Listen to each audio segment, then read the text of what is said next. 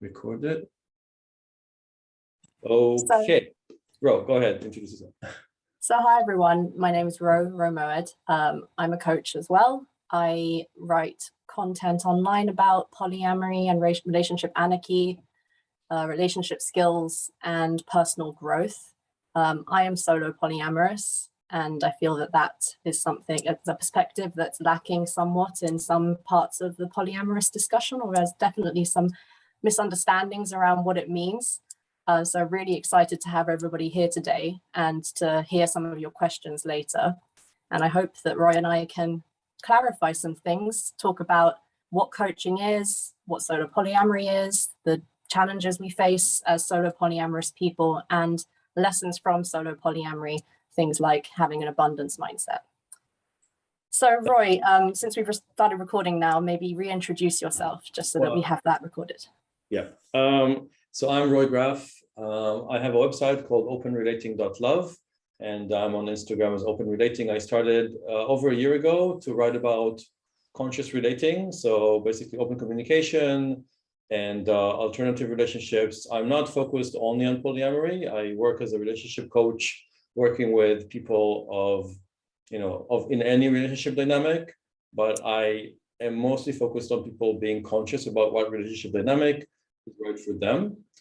And I'm also actually identified as solo polyamorous, and I have been polyamorous for about 11 years. So just in terms of housekeeping, you can raise your hand using the emoji button on the bottom dashboard and click on raise your hand if you have a question. You can also type in the chat, and our tech support, Katie, will monitor the questions and let us know when there are any questions. If you have a comment, you can also put it in the chat, and we're saving the chat, so we're going to be looking at those later as well. So any questions that doesn't get answered, we can always come back to it later.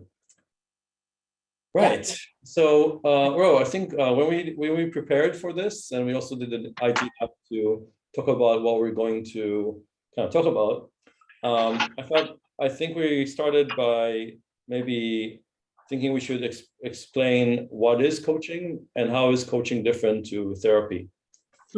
Yeah, this is a really important question. And sometimes I'll get clients where I have to refer them to a therapist and say, this is not something that I can help you with. So, therapy, I think it's a lot clearer for people on the whole that therapy is to help people not just to get a better understanding of themselves, but to treat specific mental health struggles. A therapist is qualified to do that. I can help you do that. Whereas a coach is not trying to help you with any of your mental health difficulties. They may play into your life and they may have an effect, and there may be things you can do to manage some symptoms, but we're not here to try and cure any kind of mental health issues. What we do as coaches is help people achieve their goals and overcome challenges which are not related to mental health. I don't know if you would like to add something else to that, Roy. I'm sure there's stuff I've missed. Well, I have a background in business consulting for many years, and I've kind of transitioned over the COVID pandemic from business world to relationship coaching and therapy as well. So I am training to be a psychotherapist, and for me, the main difference is that coaching is more short-term. It's very goal-oriented. It's focused on practical tools and behavior change that can really help you right now, practically. So when there is a systemic issue or deep trauma, coaching isn't going to be really effective. It can help with some things around the edges, but not really go deeper. So like you, if a client presents an issue that I feel will better be served by a therapist, and I will refer them to someone who can help them. But specifically in the field of non-traditional relationships and polyamory, non-monogamy, unfortunately, there aren't yet so many therapists and counselors who, never mind who are polyamorous themselves and have experience, but who are really aware of all the issues involved, understand it, have had training in treating clients who come to them with issues that are and are also non-monogamous. And that results in them oftentimes symptom, basically seeing it as a symptom and pathologizing the relationship dynamic. So, for example, you are practicing non-monogamy because you are afraid of commitment, because you have attachment problems, attachment insecurities, etc. Rather than identifying that there is maybe an attachment issue, but it's not necessarily related to what the relationship dynamic is that they're in. And because sometimes it can be, and sometimes it isn't, and only someone who is fully versed in it and is affirming of all relationship kind of dynamics will be able to figure out which it is. So sometimes clients who already are in therapy will still come to a coach who can really understand their particular circumstances and have empathy for that, and then work with them on things that the therapist may not be able to. It's so true. I've had so many clients actually say to me that something that's so valuable about coaching with somebody who's polyamory friendly, polyamory affirmative, and actually polyamorous themselves, so who's living it and sees that it can work, is that we start every session on the understanding that polyamory can work. So whereas that's not the case with many therapists. A lot of therapists come to a therapy session with their own preconceived notions of what a relationship should look like. And that's no disrespect to them. I know that's the society we live in. And so that, they haven't been exposed to certain ideas perhaps, and maybe that's just a symptom of not having the information that they need. But then sometimes they'll get the information they need. And as we know, as polyamorous people can have an issue with polyamory. So yeah, it's really valuable to have non-monogamous coaches and therapists in the world, because we come to the table with the idea that polyamory works and we're not judging it from the get-go. Yeah, very true. And then the other thing is, I guess, the time frame, right? With coaching, normally I want to work with my clients on a kind of something that is within a manageable scale. So it could be 4, 5, 8 sessions, but it is time limited. And the idea is that they come out of the sessions at the end of the day with the ability to help themselves and to basically be more kind of sustaining. And during those sessions, we may come up with things that are more of a therapist's kind of role and scope, right? And I may recommend to them to do that as well, or to go to the therapy and maybe come back for coaching later. Kind of depends on what they present. But it's a combination of, working on things like self-confidence and self-love, but also practical things like, okay, how do I start dating multiple people? How do I communicate that I'm polyamorous? How do I talk to my family about it? It can be very, very much like a practical how-to advice as well. Yeah, definitely. I mean, I was thinking before this about the kinds of issues that clients will come to us with. And I think it's very much the same as like any other relationship coach, relationship issues that people will have can be the same across different types of relationship. And that can be things like, insecurity impacting how you're relating to other people, how you're assuming what other people mean and interpreting what they say. And also communication skills yourself. So like, how are you going to make yourself understood so that you don't end up in lots of arguments unnecessarily? But then, like you said, really practical, non-monogamy specific things. So I think that basically covers coaching, unless you wanted to say something more about that, Roy. But if anybody has questions about coaching, about anything that we've said, please pop it in the chat or raise your hand, and we can, this is going to be a bit more interactive. We're going to take questions, and we're really happy to be interrupted in the middle of this chat. It doesn't have to be just a lecture. So please, feel free to jump in with any questions. Sure. I have a question already. And that is from Gorilla Needles. I know you probably will cover this, but I'd love to know what your definition of solo polyamory is. Perfect. That was what we were going to go on to actually just right after this. So let's do that now then, shall we, Roy? Well, unless you have any other examples of kind of topics that people bring to you, I think we wanted to cover what issues and problems people come in, what clients present and bring to coaching. Solo polyamory is something we plan to cover, so we will definitely get to it. Do you have any other examples? I can think of a few. What you mentioned already. There are issues around what happens when you break it to, say, to your family or to your partner, or in the workplace, etc., or you get found out and the fallout from that. That's something that sometimes can feel really scary to manage and very difficult. So sometimes I have clients that I work with on those issues. Jealousy is a big one, and we'll probably maybe come back to it also later more specifically, but jealousy and the insecurities that trigger the jealousies, in the first place, that comes up quite a lot. And then specifically when I work with couples, then I suppose there is the fact that sometimes the couples don't agree on how to do this and how to approach it, or one partner wants to be open and the other doesn't, or the way the dynamic idea that they have ideal is different. And a lot of it is about finding common language and a way to connect at the conscious level that allows them to speak about their needs without triggering the fears of the other person, because then they're not actually hearing them anymore. So when it's one partner wanting to be monogamous and the other polyamorous, that is obviously the most extreme case of that. And that's something that also people then choose to bring in a coach or a mediator to help with that. Yeah, and just to clarify, as coaches, we don't advise people on what to do. We don't tell them what's right for them. Coaching is about helping the client find what is correct for them and empowering them to pursue that. So even if you get a case where you have a couple, one of them wants monogamy and one of them wants polyamory, we're not going to like bang their heads together and say, you go off and do what's right for you, even if we want to scream it at them, because like maybe we don't know what's right for them. We don't know everything that's going on inside their head and what they're capable of and how capable they are of changing their minds, and whether their opinion is informed by deep values which are like innate and can't change, or by things which can change, like insecurities, jealousy, things like that. So it's not our place to ever advise people what to do.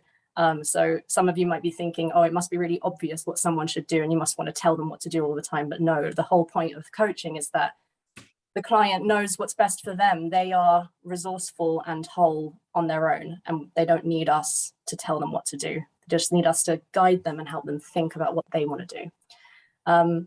So just to add to what you said, Roy, I mean, yes to everything. And I just noticed my eyes widen as a reflex when you said jealousy, because I was just like, that is one of the biggest things, like one of the most common things people come to me with is, how do I overcome my jealousy? And typically that comes down to some sort of insecurity, some kind of fear that somebody has. And generally we can get down to the bedrock of that, and that there's some kind of belief way down like in their core that's holding them back, because they believe something about themselves that means that they don't feel worthy of love, or they don't feel enough, they don't feel like secure that somebody could love them and love someone else. So a lot of coaching is also about helping people overcome what we call limiting beliefs, things which hold them back from achieving what they want. Yeah, for sure. I definitely agree with that. One thing that I think can be maybe a misconception when people hear that we are like polyamorous relationship coaches is that people might fear that we're like trying to convince people to be polyamorous. And I want to make it clear that that's never the case. I don't feel that there is like a one right way of doing a relationship. And even though it might be right for me, I want to explore what's right and what chimes in and what's really authentic for my client. And that might be monogamy. It might be some other version of non-monogamy. So I never I'd never try to convince anybody just that a relationship dynamic that I think is right for them is going to be right for them. It's not.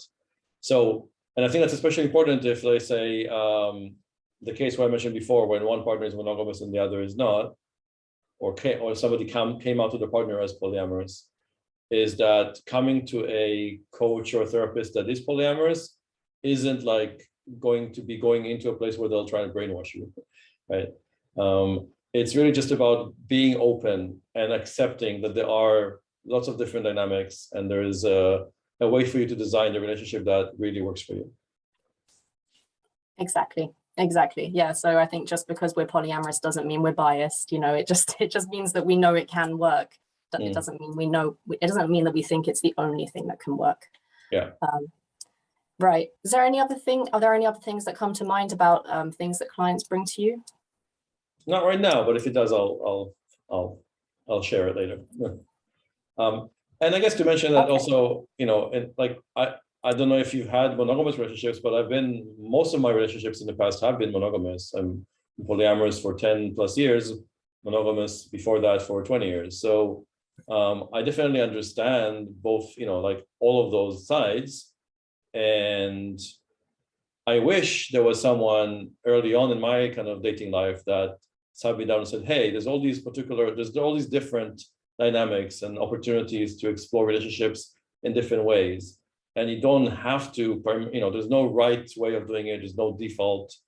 I wish somebody told me that and said, hey, you can try different things and then see what works for you. And I see that happening more and more with younger people who are aware that there are different options and can test drive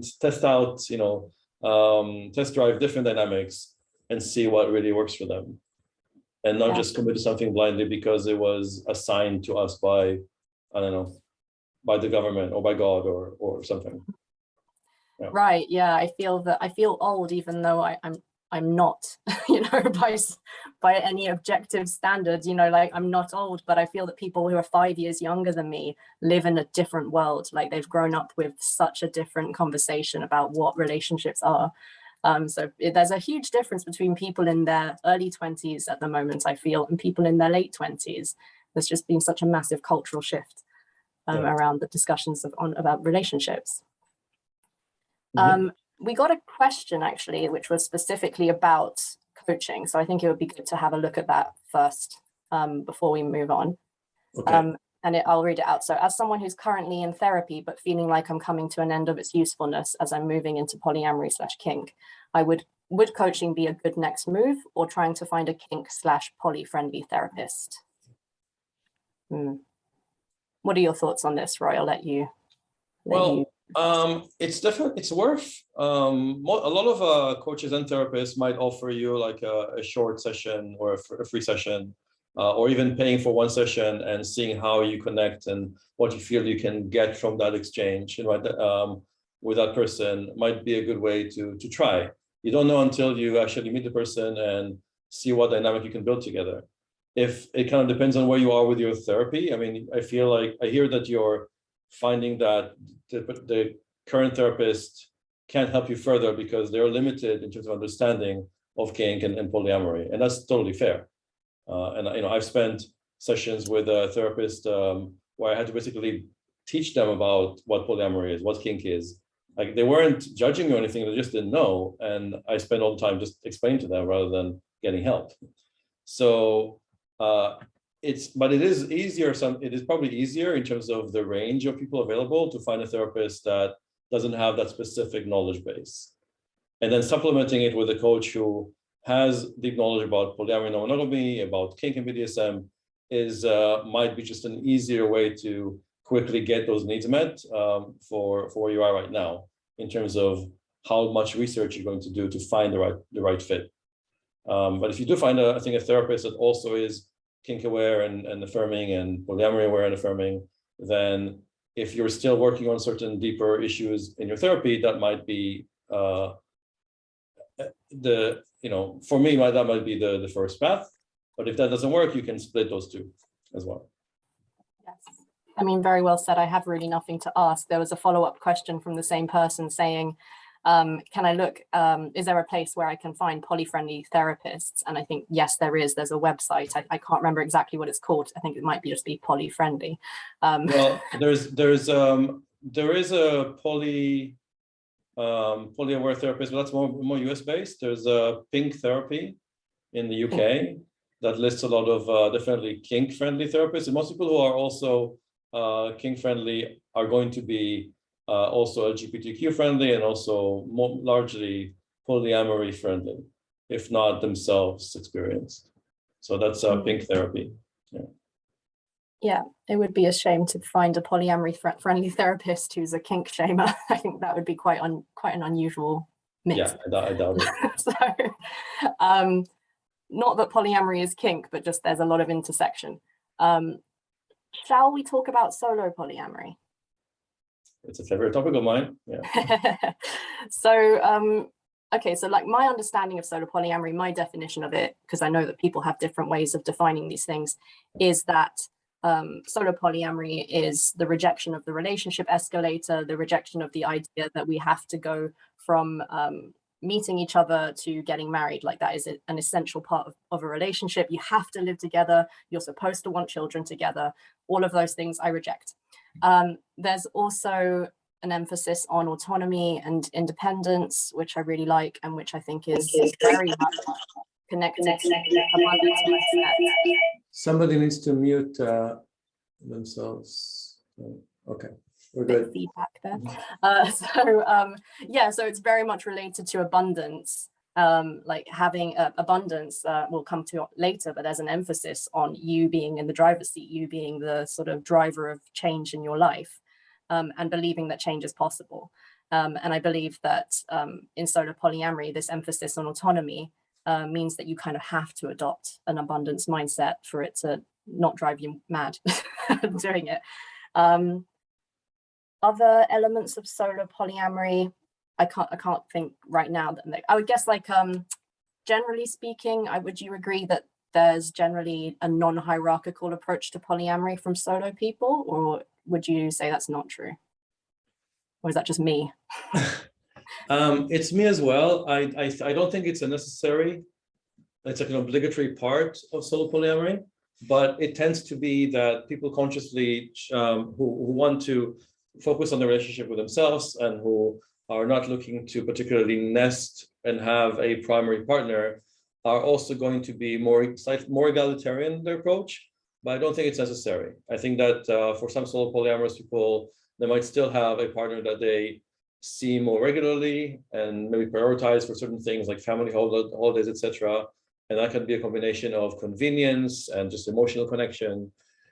And you can also be solo polyamorous while having one partner, right? I think it's a mindset, first of all. And you can be solo polyamorous and be single as well. Again, if you're feeling that the philosophy works for you, and you're not particularly are seeking to move in with somebody or to focus all your energy on one person, then you can practice solo polyamory, and it can look very differently to different people. Yeah, no, I think for me, for example, I do know that like it definitely was born out of a rejection of a difficult, traumatic kind of nesting partnership I had before. So I kind of was traumatized by the experience and of living with somebody where it didn't really work out, and I needed some space. I needed a lot of space, actually. So I consciously decided that I would live alone and live alone for some time, and in the meantime started dating people. So it wasn't like I said to myself, I'm going to be solo polyamorous, but I knew I was polyamorous, and then I happened to be starting to date two people at the same time, and both relationships just developed in parallel. So neither of them had more history or any kind of priority over the other. So it just kind of happened that I realized there was no hierarchy, and I was happy with that, and everybody else was happy. And as long as we kept the communication channels open, everything was very well communicated. So there was also very little jealousy, because there wasn't somebody competing because somebody else was there first, for example, right? Yeah. And so it came to me, I guess, through reading more and hearing more from other people that this is basically, that I'm practicing solo polyamory in that way. And it just feels really natural and very congruent with how I practice and how I want to practice. And it gives me the time to also date myself, to say, these nights in a week, I'm just alone and I'm going to be doing my own thing, as well as having time for friends and family and other stuff.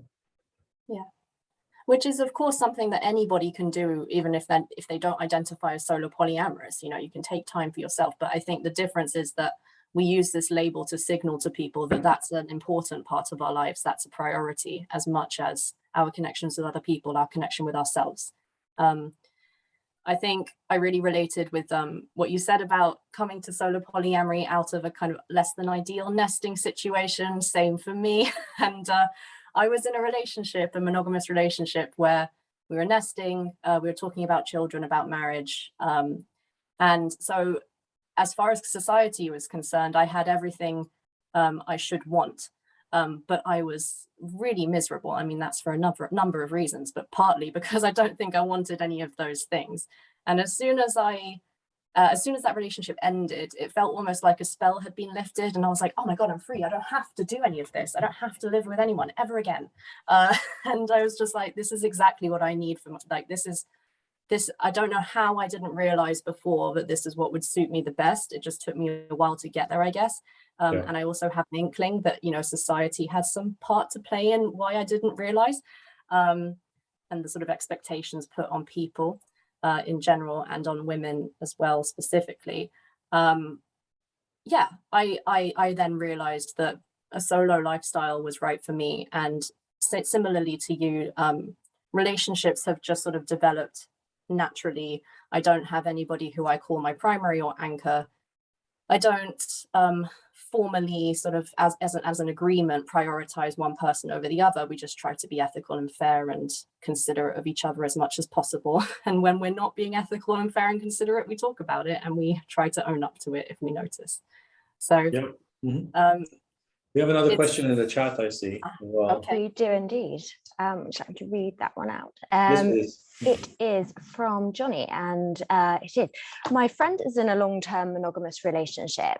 Whilst I'm fairly confident she would be much happier and more fulfilled exploring polyamory, my sense is that she's unable to due to her love for her partner, family monogamous partner, and financial and social obligations constraints of being with her partner long-term. What, if anything, might be a constructive and kind way to help her? I'm just rereading that to get all the information. It sounds to me, before I say any specific ideas, like a case of sunk cost fallacy.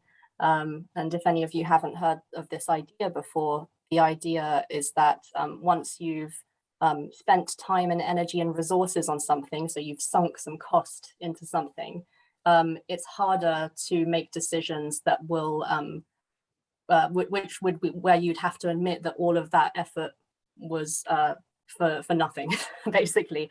So, you know, when you're in a long-term monogamous relationship and you do love your partner and you have financial and social obligations and your lives are really entwined, it can feel harder to extricate yourself from that or to talk about anything else that you might want. So I would just say, like, first of all, to be aware of like how hard it is to change directions when you have all of these things tying you to another person. I feel like I don't want to speak indefinitely. Roy, do you want to jump in and say what you think about this? Well, I think there's two different issues here. One is this friend, if they were really thinking about,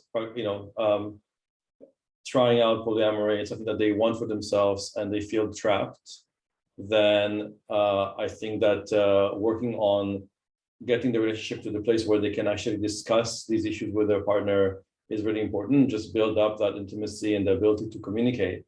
But then the other issue is, does that friend, because we weren't asked this by the person in the relationship, we're asking by a friend of theirs. Mm-hmm. So my question to the person asking is, does your friend need help? Does she ask for help? Does, I think start by saying, maybe if you feel it's your place to ask if she wants your help, because people might make, some people can weigh out the different options and choose, even if they know that they're polyamorous in their heart, they may choose monogamy for a variety of different reasons. And that's valid too. We can't deny that there are lots of social constraints, financial constraints, family obligations, religious obligations, things that are super, super hard to counter. And it's not, and sometimes it's really about timing as well. Mm-hmm. So I don't know if she needs help or wants help, and maybe that's where you want to start. Very good point. Does she need help or want help? So that's a very important question. I think, yes, maybe ask yourself what it is that is driving you to want to help her.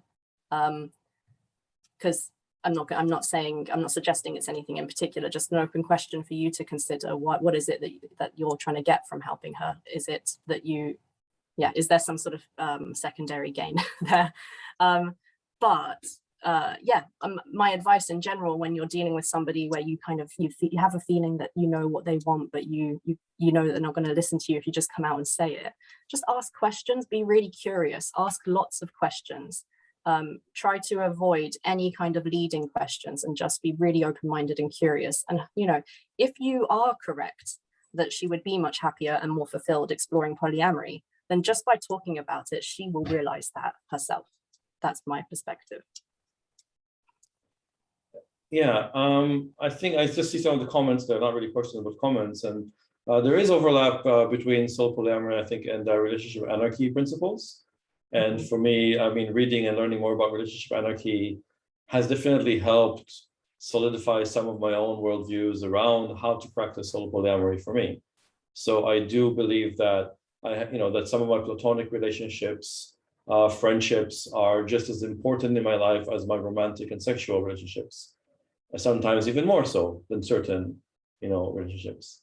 So it's, and that kind of comes from, Relationship Anarchy Manifesto directly.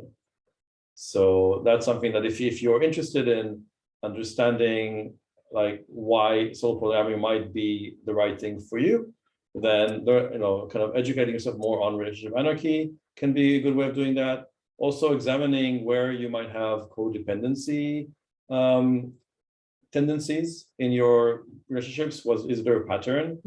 I found that solo polyamory was also a great way for me to address latent codependency tendencies that I had in the past as well.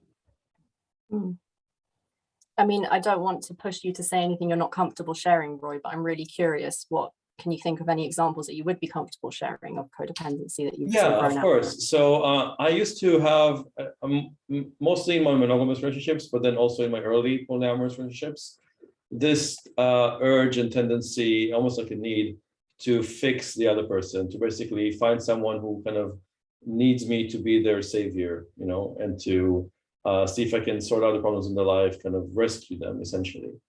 The rescuer kind of archetype.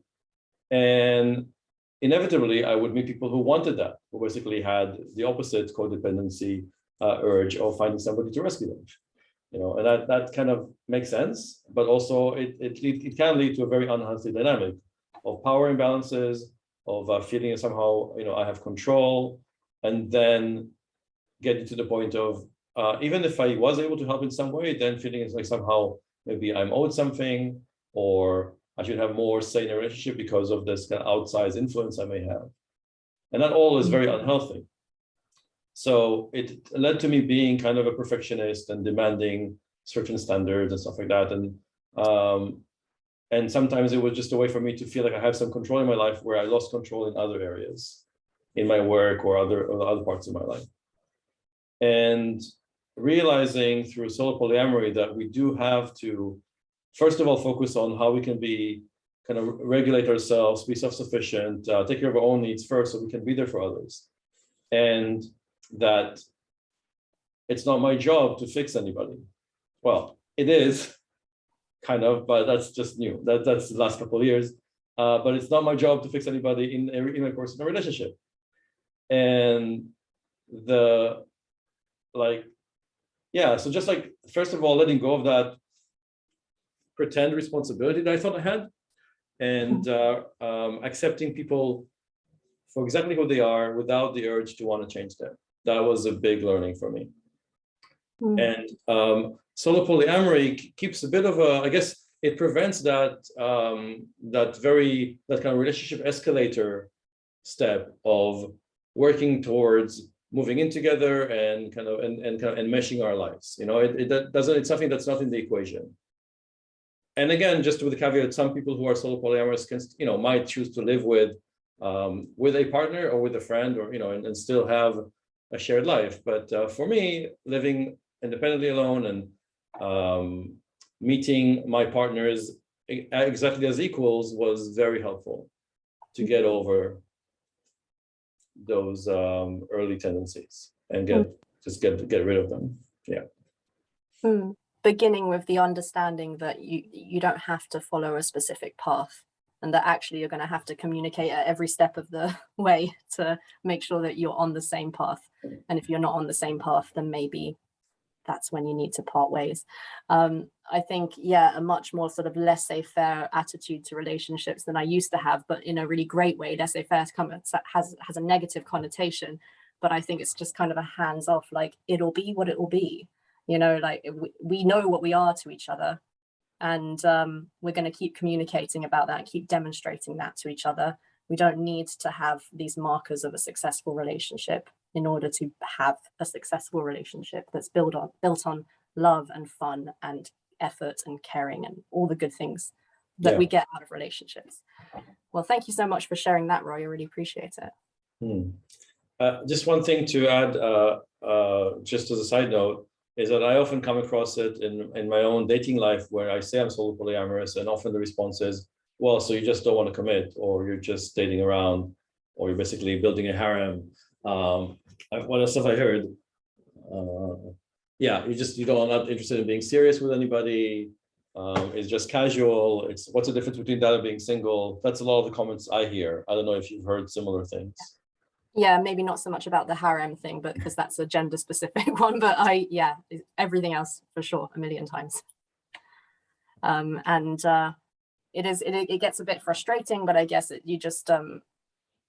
you have to understand that people are coming at it from a completely different perspective. Like, they've never considered the fact that you can have a loving, committed, long-term relationship, or loving, committed, whatever term relationship, without it having all these markers of a traditional relationship, like living together and getting married and having children. I mean, I don't know, I should speak for myself. I, for sure, when I was monogamous, did not think that that was really an acceptable option.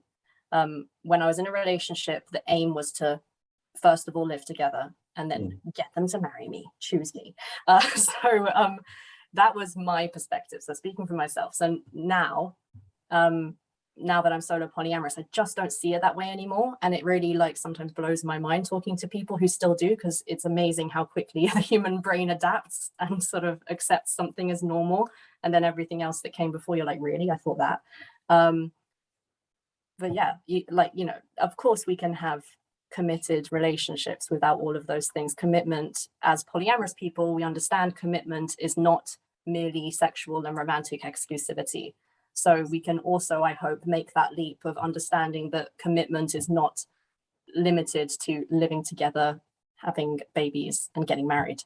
So yeah, and as you said, also just to reiterate that solo polyamorous people may do those things. So it's not like it's not like you're not really solo polyamorous if you live with someone. It's just that you don't have to, and there's kind of an acceptance that you will discuss those things. They are not a given. Yeah, and you can also, you can build your own rituals and your own traditions any way you want to around commitment. You can have commitment ceremonies that look very differently. People sometimes do hand fasting or other celebrations of what you've had together. I think a commitment doesn't have to be about, oh, we need to promise to each other that we'll be together forever. The commitment can be about, let's celebrate and honor what we've been through together, what we mean to each other now, right? That is also commitment. There's so much crossover for me anyway between relationship anarchy and solo polyamory, because I mean, that idea of not being able to make promises about the future, of just kind of understanding that relationships are fluid and accepting that as a kind of beautiful and natural and great thing about relationships. I feel that it plays very much into the way I experience solo polyamory as well. Sure. Yeah. I know we only have about 10 minutes left, maybe even less, and we wanted to also talk about abundance mindset, right? Yeah. But if people do have questions, it's more priority to answer people's questions. So feel free to raise your hand or put something in the comment, and Katie can read it out. But we have I believe this one is a question here. Intention is key for me, as opposed to just following a social script. This is from KJ. How can an abundance mindset possibly help with something I find in my experience? I find myself most compatible with other solo polyamorists, which is almost like a subset of fewer people than a larger consensual non-monogamy, ethical non-monogamy community. And it feels kind of scary that the possible connections are fewer than otherwise. I mean, yeah, it's an interesting dilemma, right? You're looking for abundance and you still find scarcity. Well, I guess like abundance mindset doesn't merely mean that you believe there's enough of everything. Abundance mindset is also about being in the driver's seat and being empowered to make your own decisions in life, being engaged and energized and excited by challenges and the possible growth that they can bring. And also like having a beginner's mind, being non-judgmental, flexible, all of those things. So it's not only about there being enough actually of stuff, but I really felt this question, and it's a problem I deal with in my personal life too, if that's not too much to share. But I typically I'm so solo polyamorous. I feel that I'm typically drawn to other people who are, because we just kind of we seem to have similar values. And it is kind of scary that the connections are fewer than otherwise. But when I find those connections, the quality for me is so much higher than they would be. So it's kind of like it's worth looking for the diamond in the rough, you know, not that the rough is there's nothing wrong with the rough, it's just not compatible with me. We have another question as well from Hold on, Katie. Sorry, Katie, I just want to respond to this question.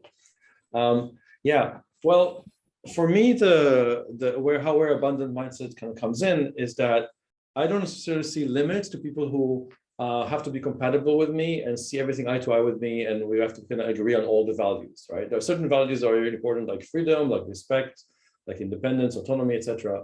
However, if somebody's in a dynamic where maybe they have a primary partner, maybe they're really committed to spending no time with work or friends or whatever, and they only have time for to see me once a week or once every 2 weeks, whatever it is, they may not identify as solo polyamory, but in terms of like it fits into my overall life in a good way. And when we spend time together, we have a great time together and we're connected, right? Then they don't have to necessarily practice the same dynamic that I do.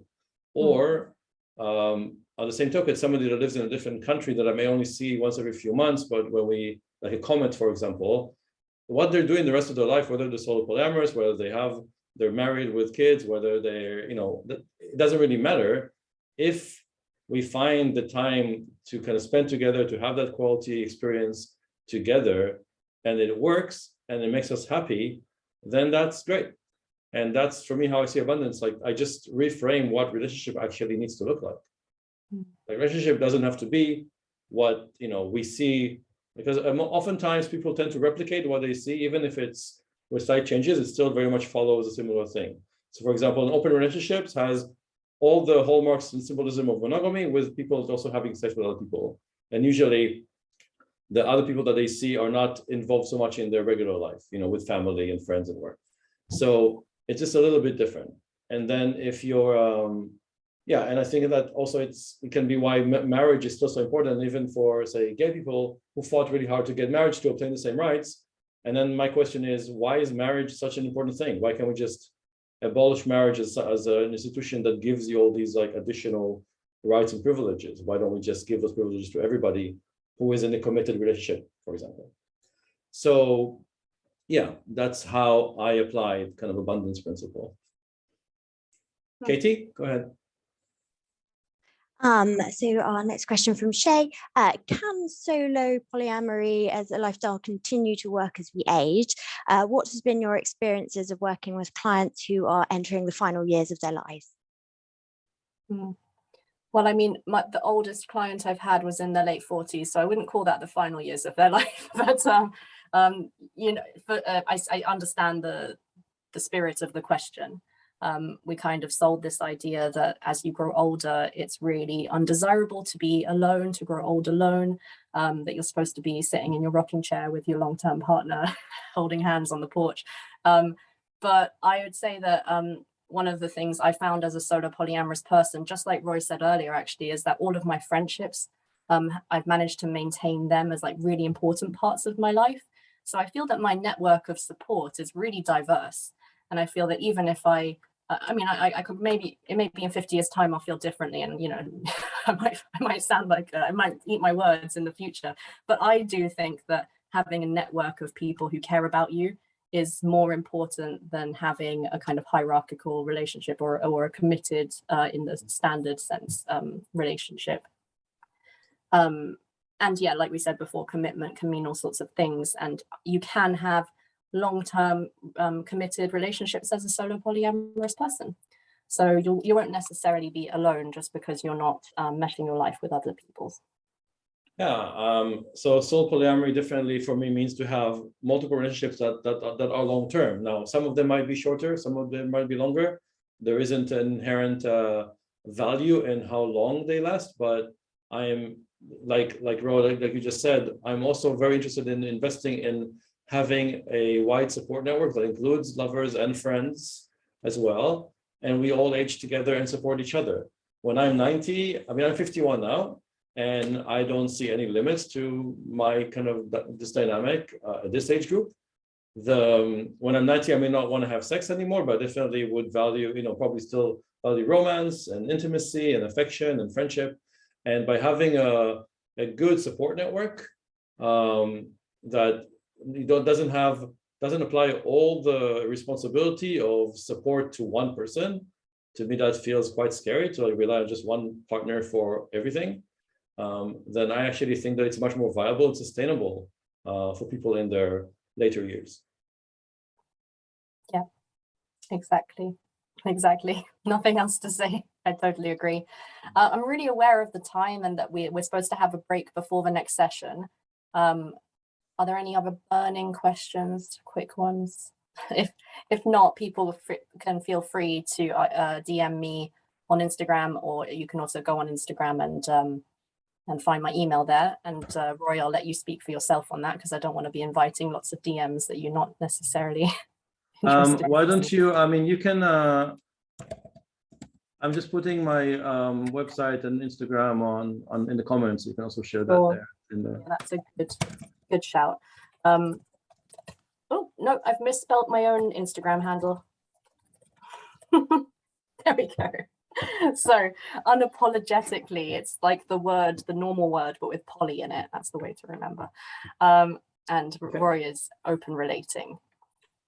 So yeah, so feel free to contact us and you can basically follow us on Instagram.